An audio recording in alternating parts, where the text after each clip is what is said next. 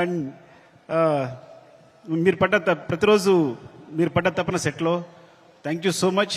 And కుబా మీరు దిల్ రిబా,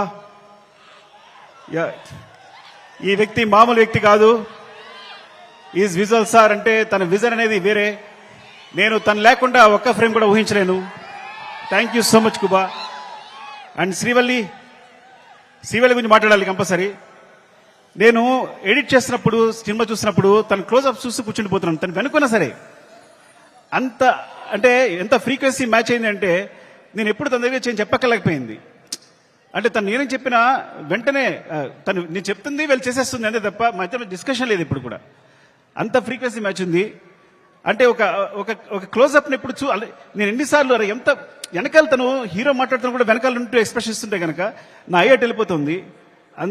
మొన్న girl friend teaser చూశాను నేను, రాహుల్ చూపించాడు, అందరినీ క్లోజ్అప్సే.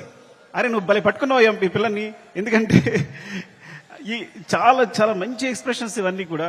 సో చాలా బాగుంది, గర్ల్ ఫ్రెండ్ టీజర్ చాలా బాగుంది. Thank you Srivalli. నేను ఇంకోసారి మాట్లాడతా సరిగా మాట్లాడిపోతే. Darling love you. Desh Prasad, నేను నా జర్నీ ఎలా ఉంటుందంటే ఎవరైనా నా జీవితంలో వచ్చారంటే అది సాగుతూనే ఉంటుంది.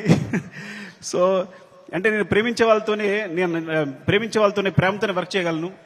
Darling love you so much. నువ్వు క్లైమాక్స్ ఇచ్చిన బ్యాక్గ్రౌండ్ స్కోర్ ఈజ్ ఆసమ్. నిజంగా సినిమాని ఎక్కడికో తీసుకెళ్ళావు. Thank you so much darling.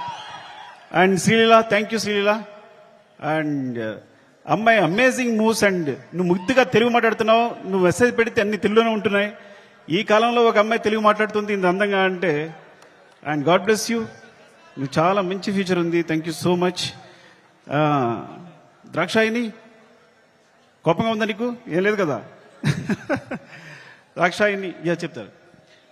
Thank you so much for being part of this movie.